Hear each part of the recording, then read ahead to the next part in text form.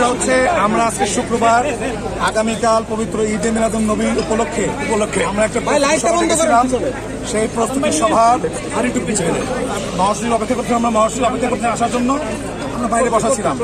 এর মধ্যে পুলিশ আমাদের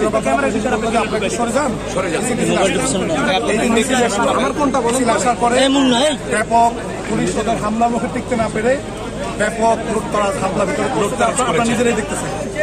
এই হচ্ছে আমরা মবের শিকার, বারবার মবের শিকার হচ্ছে নিয়ে 4 বার।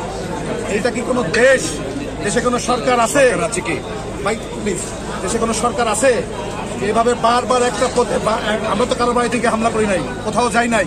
আমরা আমাদের বিষয়ে বসা, এটা আমাদের জাতীয় পার্টিকে নিবন্ধিত দল, আমাদের সাংবিধানিক অধিকার আছে আমাদের রাজনৈতিক কার্যক্রম পরিচালনা করা, যেহেতু আমাদের এখনো কোনো সিদ্ধান্ত আসে নাই ব্যাপারে অন্য কিছু। তারপর তারা বারবার এসে আমাদের এভাবে মব করে আমাদেরকে জ্বালাও পোড়া করতেছে, হামলা লুটপাট করতেছে। আমার নাম মাহমুদ আলম, দপ্তর সম্পাদক, জাতীয় পার্টি।